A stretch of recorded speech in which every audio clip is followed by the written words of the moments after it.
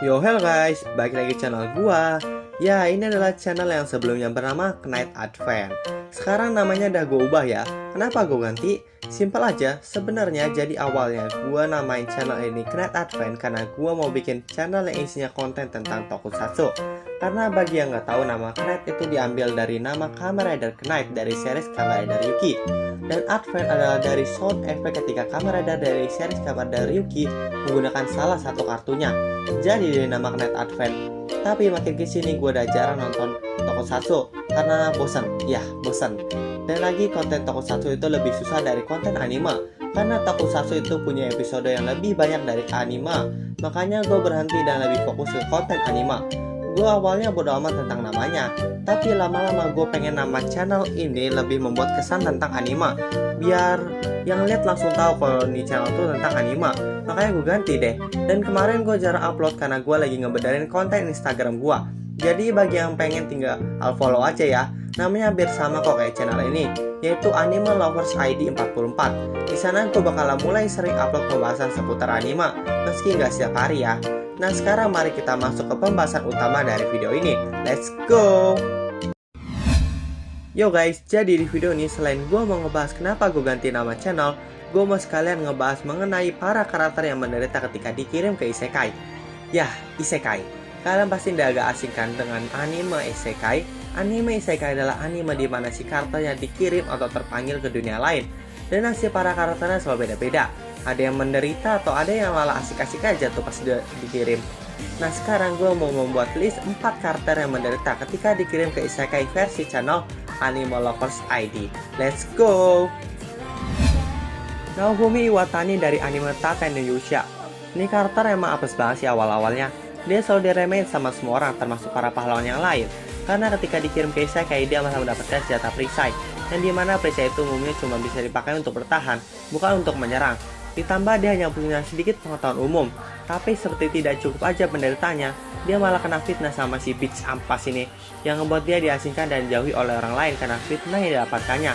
Dan karena difitnah dan dikhianati, sifatnya berubah menjadi sulit percaya kepada orang lain, karena sudah pernah dikhianati. Beruntung setelah melalui cobaan dan penderitaan, Naofumi berhasil menjadi kuat dan melebihi kekuatan para pahlawan yang lainnya.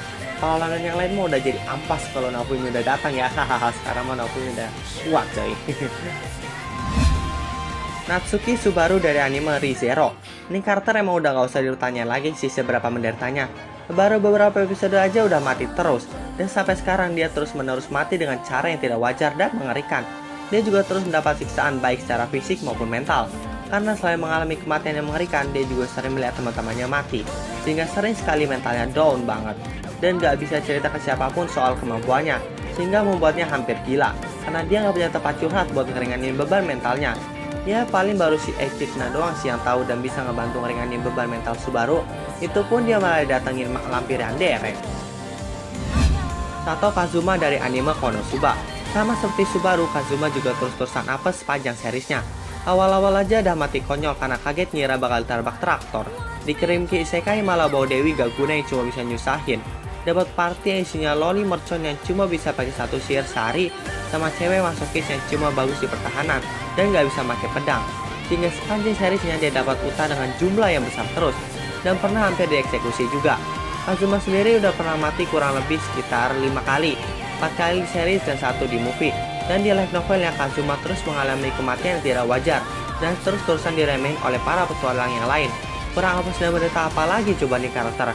Meski semuanya bukan murni faktor takdir sih, soalnya ada juga yang kesalahan Kazuma sendiri. Misalnya untuk urusan bawa tuh Dewi useless, kalau aja misalnya Kazuma minta senjata atau kekuatan OP, pasti beban Kazuma bakal berkurang sedikit. Nagumo Hajime dari anime Arifureta. Ini karakter kayak gabungan dari Naofumi dan Kazuma. Datang ke isekai malah dapat kelas dan statistik kekuatan yang lemah. Pas lagi di labirin malah dikhianatin sama salah satu teman sekelasnya sampai jatuh ke lantai yang dalam banget. Kehilangan satu mata dan satu tangan karena dimakan monster, dan mengalami tekanan mental dan fisik yang sangat parah, hingga terpaksa makan daging monster, yang ngebuat dia menjadi kuat meski harus menderita dan kesakitan. Dan karena dikhianati, akhirnya kepribadiannya berubah jadi kejam, dan gak segan buat ngebunuh siapapun yang menghalangi jalannya, meski itu manusia sekalipun. Bahkan dia menjadi cuek kepada teman sekelasnya sendiri, meski nggak semuanya dia cuekin sih. Tapi mungkin dia ada yang paling beruntung di akhir, Karena setelah semua perjuangannya, Hajime berhasil mendapatkan harem yang sangat melimpah dan bisa balik ke bumi tanpa kehilangan kekuatannya. Ups, malah spoiler guys. Nah, mungkin segitu aja pembahasannya. Bagi yang tahu siapa lagi karakter yang menderita ketika dikirim ke isekai, coba kalian kasih tahu gua. Coba kalian tulis di kolom komentar tentang karakternya, beserta nama anime dan penderitaan yang dialami. Ya udah segitu saja dulu pembahasannya. Sampai jumpa di video gue yang selanjutnya. Bye bye.